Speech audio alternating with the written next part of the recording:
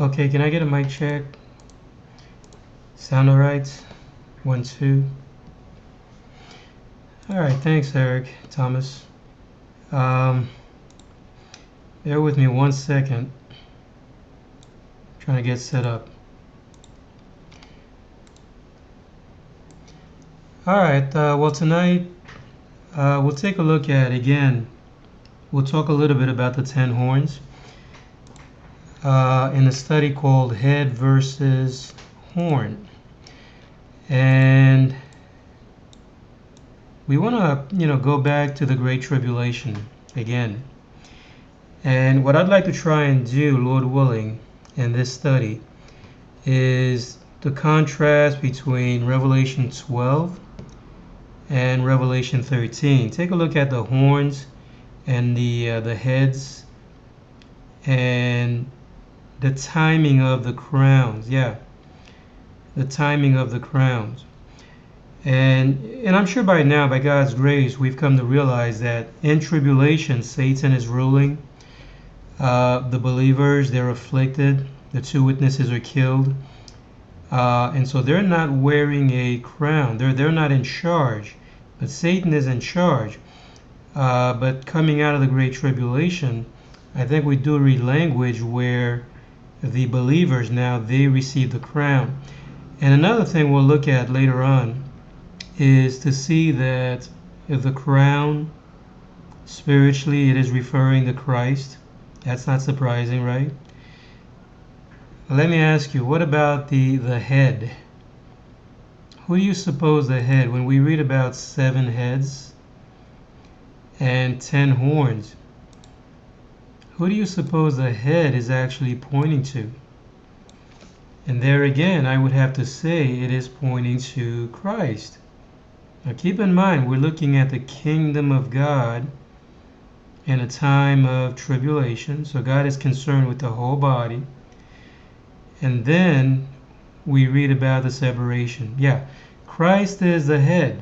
And I think understanding that, Lord willing, might shed some light on some of these verses, very complex verses. What about the crown? I'm sorry, not the crown, the horn. Who do you suppose the horn is also referring to?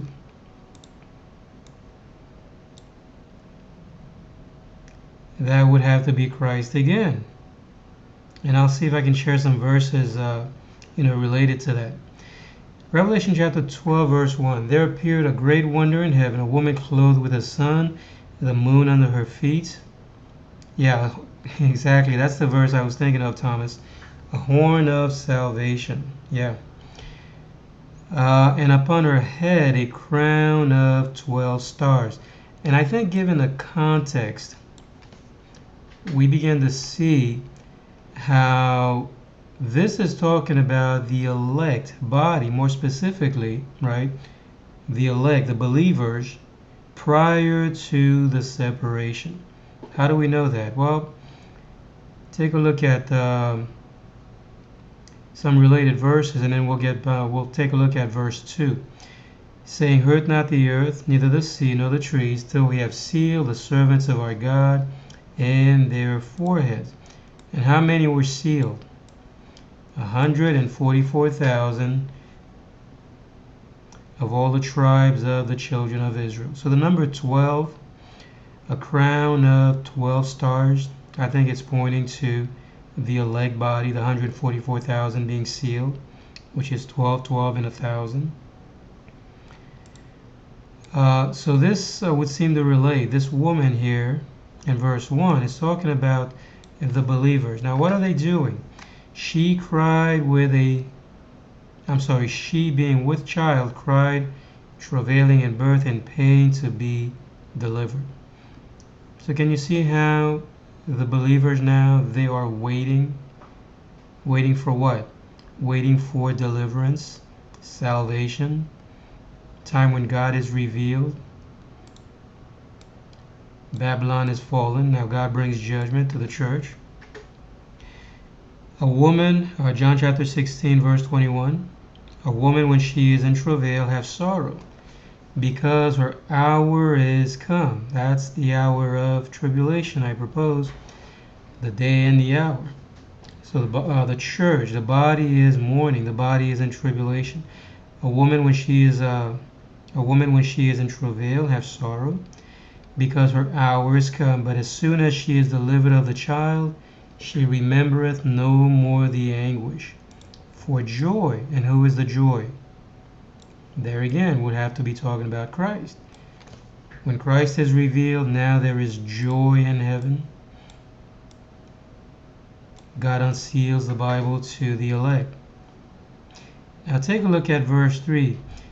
And there appeared another wonder in heaven, and behold, a great red dragon, having 7 heads and 10 horns, and 7 crowns upon his heads. Now, if we isolate this verse from Revelation chapter 12, verse 1 and 2, you might think that this is a totally separate entity, because God just got through talking about the 12, the woman in Revelation 12, verse 1, and upon her head a crown of 12 stars. So that would seem to isolate the believers now from the rest of the body. But is that really the case? I think we're going to see, perhaps, when God is talking about 7 heads and 12 horns, again, he is looking at the whole church. So it's really the context, right, Lord willing, that has to determine what's in view. So this beast now, or the red dragon, having 7 heads and 10 horns, and 7 crowns upon his heads. What is the timing of it? What's the timing of it? Well, I propose here that this is prior to the separation. Prior to the separation. And this is one reason I think we read about the crowns being on the head of the dragon. It doesn't say anything about the 10 horns. It simply says that the dragon has 7 heads and 10 horns, right? And then God speaks of the 7 crowns upon the head. Now keep in mind that the head is Christ. Do the unsaved rule? Can God use this kind of language? Speaking of the wicked, in a sense that they are ruling. Is that a counterfeit head, or is that a real head? That's the question I think we need to look at. This reminds me, another study that perhaps sometime I want to go back and revisit. The 4 horsemen of the apocalypse. We read about the rider on the white horse. And for some time, I used to think that rider is talking about Christ.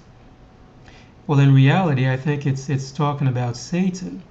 God is just giving us different pictures of the reign of Satan in tribulation.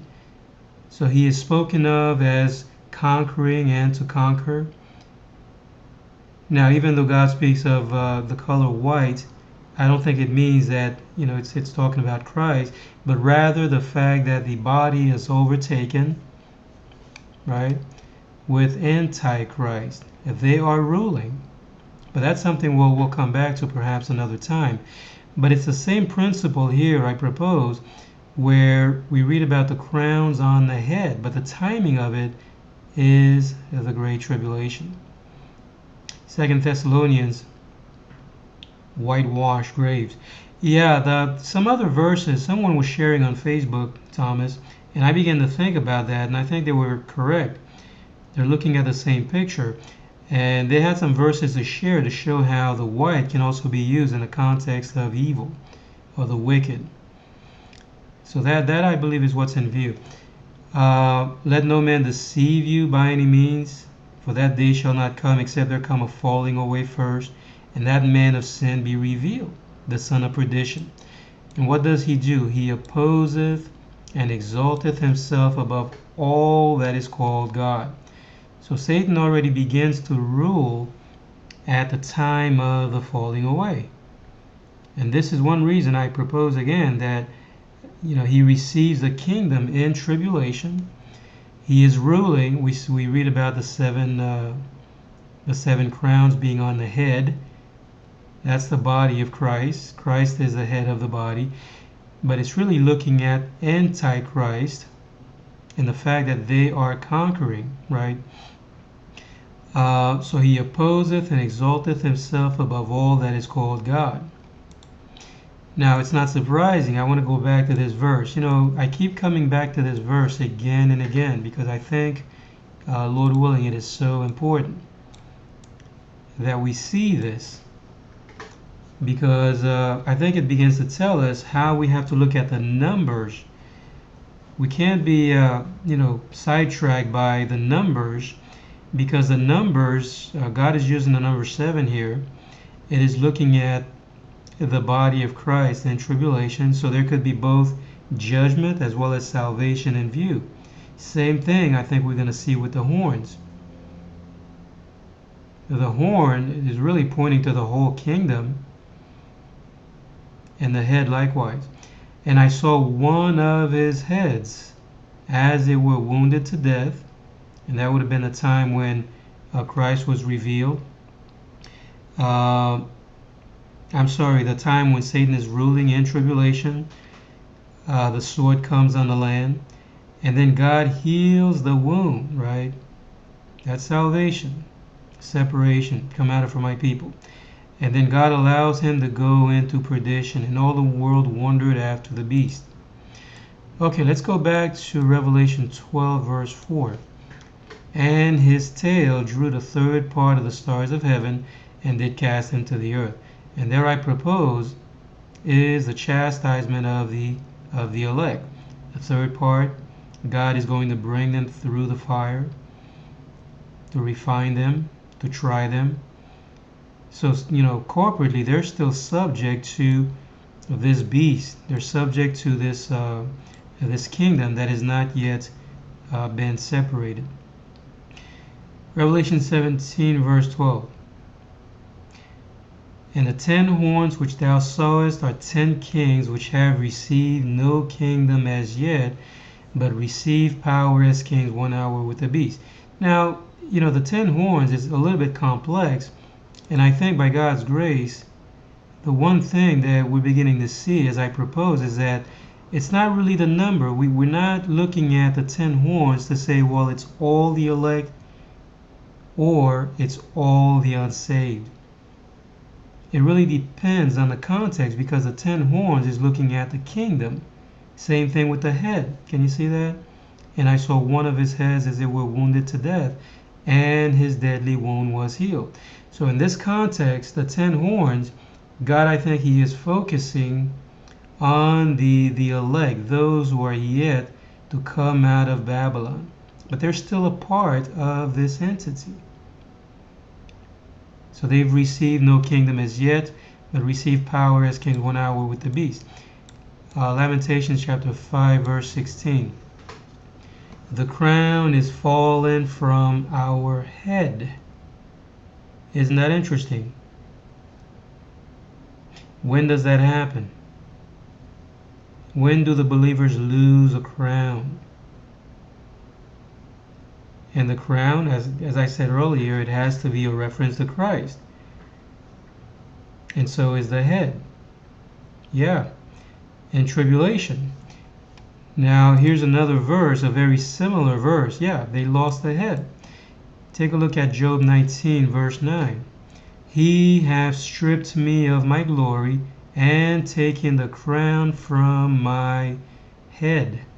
Can you see how this is similar language to the believers? They're stripped of their coats, they're stripped of their covering, and there again, that would have to be talking about Christ. But when does that happen? In tribulation. So the believers, they lose the head, they lose the crown. And that's why I believe that when we read language about them not yet receiving a kingdom, well, that seems to make sense, because in tribulation, Antichrist already ruling, there's a falling away. So I think we might be able to see how that would relate. Psalm 74, verse 14. Thou breakest the heads of Leviathan. So that's the head that I was proposing earlier. The head is Christ. So God is actually wounding the beast. And I saw one of his heads as it were wounded to death. God had brought judgment on the whole church, the whole body, in tribulation. And then he healed the deadly wound, right? So thou breakest the heads of Leviathan. That's the language of judgment. In Esther chapter 2, verse 17, another interesting account. And the king loved Esther above all the women, and she obtained grace and favor in his sight more than all the virgins, so that he set a royal crown upon her head. When does that happen? At the revelation of Christ. Now, she is typifying the believers here, I believe. And what about Vashti? And made her queen instead of Vashti. Vashti would have to be, I think in this context, is looking at Babylon, the unsaved in the church, the unsaved in the body, those who receive to come at the order of the king. Okay, so we see how God is using the head. It is pointing to Christ. Now in tribulation, we read about 7 heads, and that can easily throw some of us off, I believe, if we're focusing on the number 7. It's really one entity. The number 7 there, I think, as I said, is looking at the judgment that has come on the church in tribulation. The same thing with the number 10. Okay, judgment and salvation. The horns are crowned, and Satan going into perdition.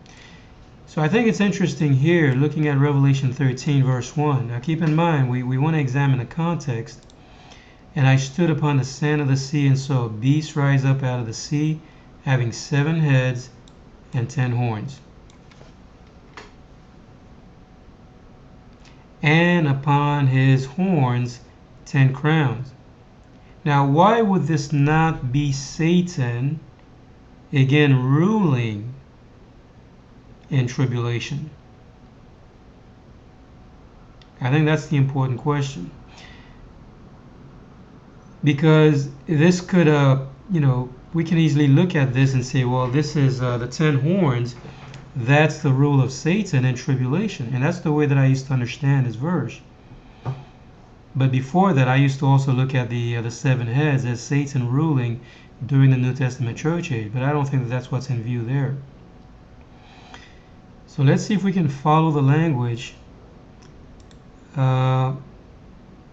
So upon his horns 10 crowns, and upon his heads the name of blasphemy. Now I believe here that God is separating. He is showing us the difference between the elect body, now that receive a kingdom, versus the beast, the heads of the beast, now Satan going into perdition.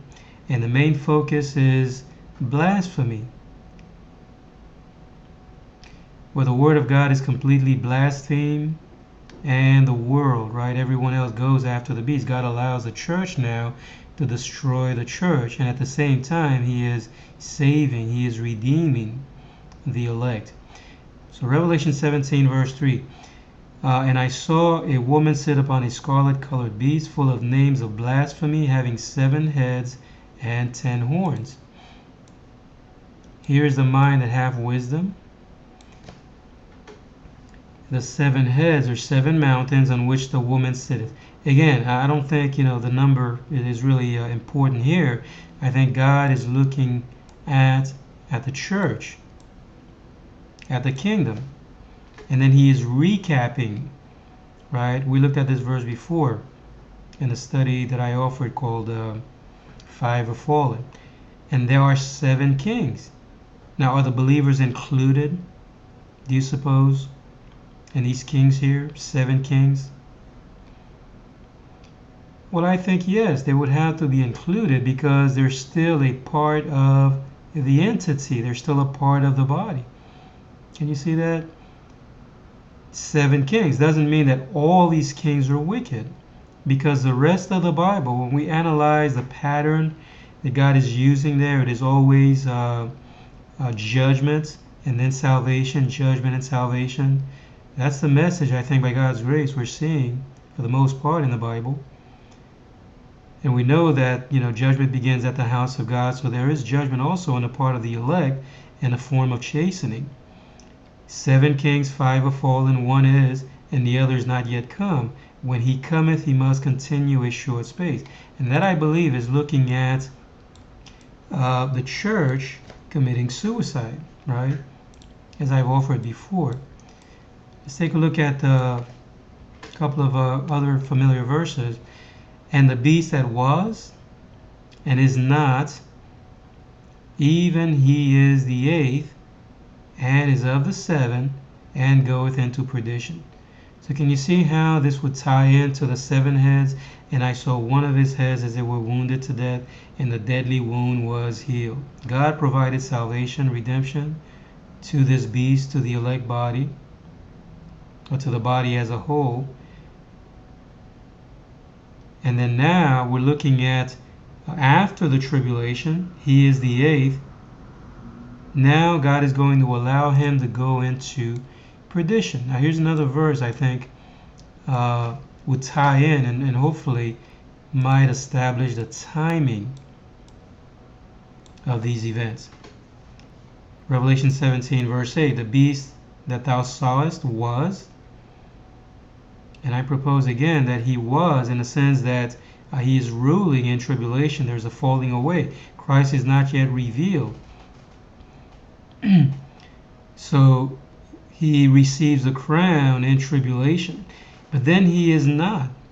When does that happen? Well, when Christ, I think, is revealed, he bound him so that he would no longer deceive the nations. And then what happens after that? Well, God, I think, has one last purpose for him, is to allow him to go into perdition. He shall ascend out of the bottomless pit and go into perdition. So I do think there's a parallel here, right? Lord willing. Revelation 13 verse 2. This is not a long study, by the way, but I want to take a little bit of time. So if it seems that I'm going slow, it's because we understand that these verses they're very difficult to relate to, and so we try to keep an open mind as we analyze as we try to analyze them in the light of the rest of the Bible. yeah, definitely. So we see here in verse 2, and the beast which thou sawest was like unto a leopard, his feet as the feet of a bear, his mouth as the mouth of a lion. And the dragon gave him his power and his seat and great authority. Now this, I believe, it is looking at the difference between Satan ruling at the start of the tribulation and the beast, right? Or God can use a dragon also, and I think it's really talking about the same entity. The dragon gave him his power. So now there's another beast that is ruling, which I think ties into Satan going into perdition. He comes up out of the pit. In other words, he was bound for 1,000 years, and then at the end of that 1,000 years, God is going to let him loose. So the rest of the Bible would seem to indicate the reason, tell us why it is that God allows him to go loose. And the main purpose, I think, would tie in perhaps to Revelation 9, verse 5. And in those days shall men seek death and shall not find it. Okay, so Revelation 13, verse 3. And I saw one of his heads as it were wounded to death. Again, I'm sharing the same verse to show how the actual separation might take place. One of his heads as it were wounded to death. The deadly wound is healed.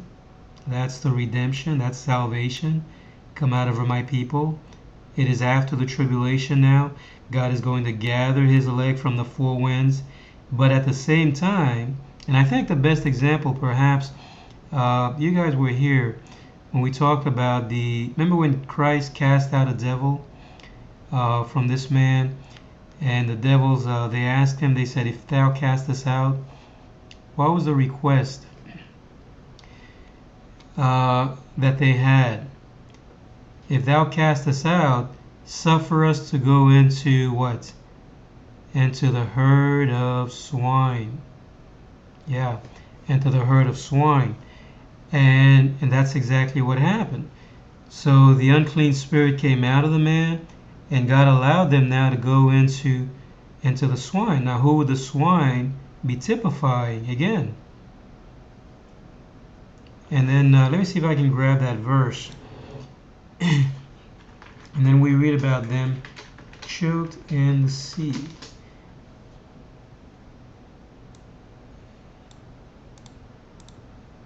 Yeah, Mark chapter 5, verse 13. Forthwith Jesus gave them leave, and the unclean spirits went out and entered into the swine. So can you see how the fact that God is, He has cast out the unclean spirit, that I think is the language of salvation. That would seem to tie into Revelation 20. He bound him 1,000 years so that he would deceive the nations no more. And then at the end of the 1,000 years, God allows him to go into perdition. And the herd ran violently down a steep place into the sea and were choked in the sea. So that's what I believe we're looking at here, Lord willing. Okay, and here's another interesting verse in the Old Testament, Exodus chapter 30, verse 3. Looking in the context, Aaron and the building of the tabernacle. Thou shalt overlay it with pure gold the top thereof, and the sides thereof round about, and the horns thereof, and thou shalt make unto it a crown of gold. Who is the horn of the Bible? Christ is the horn of salvation. What about the tabernacle? What about the temple? Who are these pointing to? Can you see how God, it seems, can use a variety of different terms to point to the one person that is really the most important thing in the Bible? And who is that? It is Christ. The Bible is all about Christ, isn't it? It's all about Christ. So this tabernacle here, and then we read about a crown of gold. So the believers, they receive a crown. But notice that God is speaking of the horns. And as Thomas mentioned earlier, we do read about a horn of salvation. And this horn would be, first of all, it would have to relate to the entire kingdom, because the whole kingdom relates to Christ. Many shall come in my name. But then we also understand that at the revelation of Christ, there is a separation. Okay, let's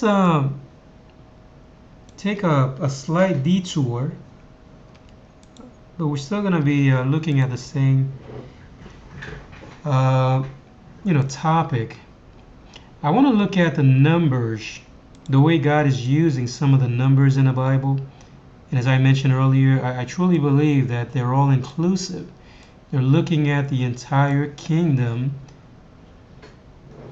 Yet, depending on the context, God can use it looking at judgment or salvation.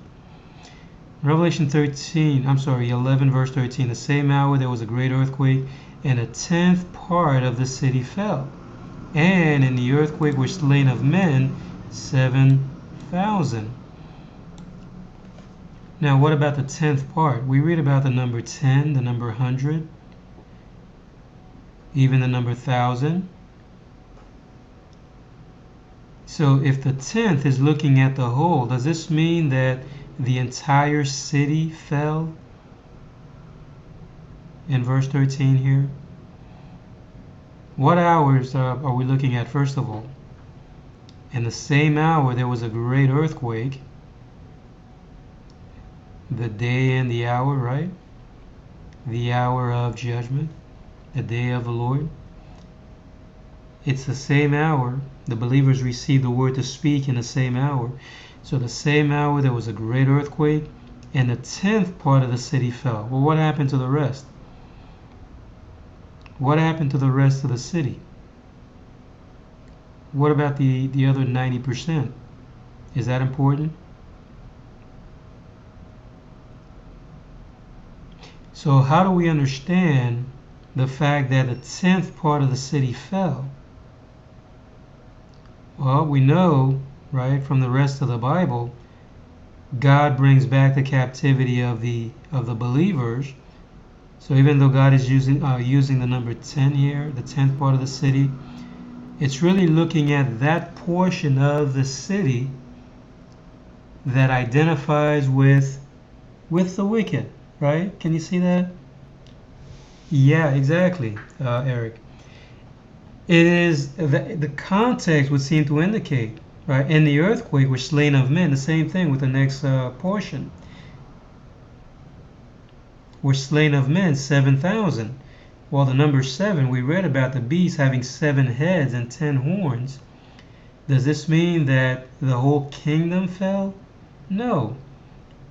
It is that portion of the kingdom that the rest of the Bible would seem to identify, namely the unsaved portion, the unsaved body. So there, I think, it's on the surface we may not think of this perhaps, but if we begin to see that, yeah, exactly, Eric, Isaiah 4 verse 1. 7 women shall take hold of one man. Precisely. So even though God is looking at He is using the number 7, but we have to look at it. It's really the context, as I mentioned before, that would seem to identify or assign meaning to the numbers. A couple of other examples, perhaps. Romans chapter 11, verse 4. What saith the answer of God unto him? I have reserved to myself 7,000 men who have not bowed the knee to the image of Baal. So there again, God is He is using the number 7. In the context, it is what? What do we read in the context here? Who are the ones that have not bowed the knee to Baal? The elect, precisely. But we know that the 7,000 is really representing the entire kingdom, right? And if that's the case, so again, it would have to be looking at the salvation side of it. And that's how I think perhaps we might begin to look at the 7 heads and the 10 horns. The 7 is all inclusive. So the language surrounding the number would seem to indicate whether or not we're looking at the elect body, the unsaved, or a combination of both. Does that make sense? Here's another example. Genesis 41. Exactly, precisely, Eric. It is pointing to the complete portion of whatever is in view, whatever is identified. Yeah, very good way of putting it. And also, the number 7, if you read the language here, the verses that we're looking at, ultimately, these are actually being fulfilled or carried out in tribulation, right? In tribulation. And that's another reason why I think the number 7 would relate to either judgment or salvation. Genesis 41:29. Behold, there come 7 years of plenty throughout all the land of Egypt. Well, we know that that's after. No, I'm sorry. That's before historically, we're looking at the 7 years of plenty prior to the famine coming. Right before the famine. And then we read in verse 30, and there shall arise after them 7 years of famine, and all the plenty shall be forgotten in the land of Egypt. So, is that talking about a different time period? Well, historically, yes. But what about the Great Tribulation? Are we looking at 2 separate events? I don't think so. I think we're looking at first of all, in tribulation, we look at the famine, right? God brings a famine on the whole land. Amos chapter 8. Behold, the days come, saith the Lord, that I will bring a famine in the land. And then we know that in the midst of it, God intervenes, and then he brings back the captivity of his people. Now the believers, they are no longer experiencing the famine. So even there, I think we can look at the number 7, the 7 years of plenty, spiritually, as it relates to what's going on at the time that Christ is revealed. Okay, just a couple more verses. Isaiah 65 verse 20, there shall be no more thence an infant of days, nor an old man that hath not filled his days. The child shall die 100 years old. Here again, I think we're looking at the number 100 as it relates to salvation. And the death that's in view there, I think it's to be buried with Christ. The child dies at the age of 100, but at the same time, the sinner is cursed at the age of 100. And that would have to relate to the death of Babylon, I believe. Luke chapter 1, verse 69. This is the verse Thomas mentioned earlier. And have raised up a horn of salvation for us in the house of his servant David. That would be a picture of Christ.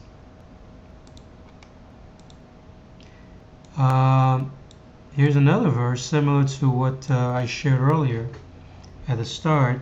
Job 16 verse 15. I have sewed sackcloth upon my skin and defiled my horn in the dust. Well, when does that happen? Again, in tribulation. Who is the horn pointing to? It would have to relate to Christ. So when we read about the 7 heads and the 10 horns, the horns, again, would have to be a picture of the body of Christ, right? That seems to make sense. And then finally, Jeremiah 48, verse 37. Every head shall be bald. When does that happen? In tribulation. If a head is bald, what is it missing? I know these questions seem kind of trivial, right? I'm not trying to insult anyone's intelligence. Just trying to make conversation. It is missing, right, it's missing the covering. It's missing the hair. Oh yeah. Well, I have thinning hair, so I'm not too far off. Amazingly, right? So, but yeah, certainly, because we read about Samson in the Old Testament, that it is the hair, the strength was in the hair. And if that's the case, who would the hair be pointing to? Christ. Yeah. Again, amazing, right? It is always about Christ. Yeah, he is the covering. So when we read that every head shall be bald, and I think that's judgment coming on the 7 heads. And God uses these numbers, and again, these numbers, I think they have the tendency of, making things a little more complex. But if we keep in mind, it's not really the number. We're looking at the entity, right? Every head shall be bald. Thomas writes, nakedness before Christ. Yeah. Right. I think the same is in view there. In the sense that now there is no hair, there's no covering. It is nothing but baldness. That's a form of judgment. Okay, so let me see if I can conclude and try to share a summary here. I might actually explain why I was sharing these verses. The Bible appears to be equating the crowning of the heads of the beast to the reign of Satan and tribulation. The crowning of the horns in Revelation 13 seems to relate to the redemption of the body. Now, as we continue by God's grace, we continue to look into other studies. If we're on the right track, and I suspect we might be, Lord willing, then we can only find confirmation. We'll see how these, because the Bible is one cohesive whole. It is a reflection of the infinite mind of God, right? So everything has to, it has to make sense. It has to tie in very nicely. So we don't want to have any sort of conflict. God seems to be using both the number 7 and the number 10 to relate to the entire kingdom. Now that's something that I wasn't really thinking about before. And perhaps I've shared enough information tonight, Lord willing, to stir your mind in the same direction.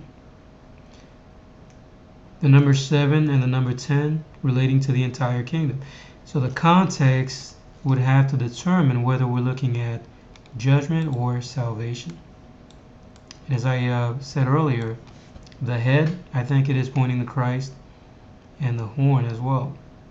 7 heads and 10 horns. Okay, well that's all I have for now. Hold on one second.